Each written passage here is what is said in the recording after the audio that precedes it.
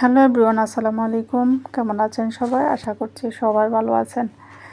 আমি পিঠা বানাবো, সেটা হলো শীতের সময়। এই পিঠাটা আমাদের চাঁদপুর, নোয়াখালী এবং লক্ষ্মীপুরের এলাকায় এই পিঠাটা জনপ্রিয়। এই পিঠাটা সবারই, ছোটো বড়ো সবারই অনেক প্রিয়। এই পিঠাটার নাম ছাইনা পিঠা। ছাইনা পিঠাও বলা যায়, আঞ্চলিক ভাষায় এটা আমাদের ছাইনা পিঠা বলে, আর হলো এটাকে বাফা পিঠাও বলা যায়।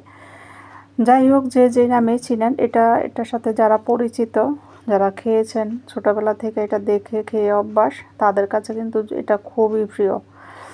আর যারা ছিলেন না, হয়তো এটা বানিয়ে খেয়ে দেখতে পারেন, এটা অনেক মজা লাগে।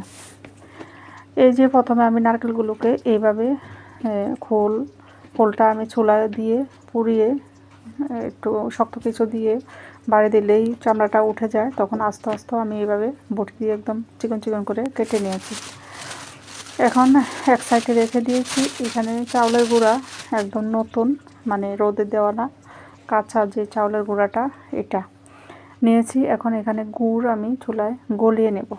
চুলার আঁচ মিডিয়াম রেখে জাস্ট গুড়গুলাকে গলিয়ে নেব, কিন্তু বেশি আঠালো করা যাবে না, তাহলে চাউলের গুঁড়ার সাথে দিলে মানে মাখাবে না।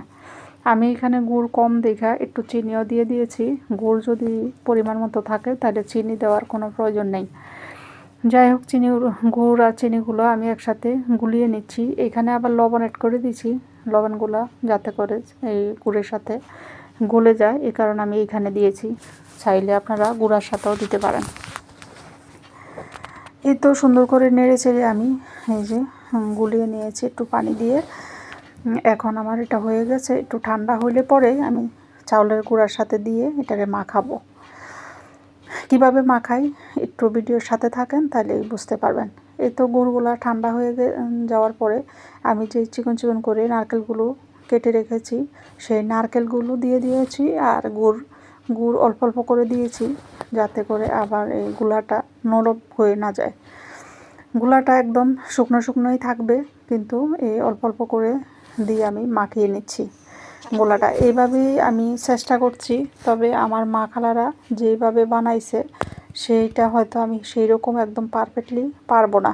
আমার কোন জায়গায় যারা অভিজ্ঞ, কোন জায়গায় সমস্যা হচ্ছে বা হচ্ছে না, সেটাও আপনারা বলতে পারেন।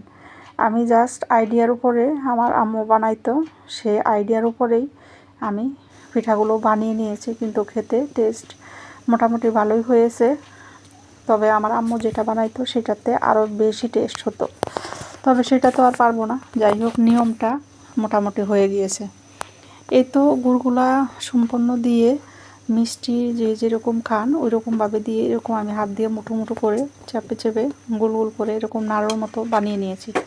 এখন পাতিলে ফুটানো পানি দিয়ে এরকম একটা স্টিলের ছাঁকনি দিয়ে দিয়েছি ভাপার জন্য। এটা ভাপ হবে অনেকক্ষণ, প্রায় আধা ঘন্টা 40 মিনিটের মতো। আর আটা দিয়ে আমি এখানে ওই যে পাতিলের সাইড দিয়ে যে হাওয়া না বের হয়, সেটার জন্য সিল করে দিয়েছি। 40 মিনিটের মতো এরকম বাফিয়ে নিলেই এই পিঠাটা একদমই রেডি। দেখেন, পিঠাটা বাফানো হয়ে গেলে এরকম আমি নামিয়ে নিয়েছি।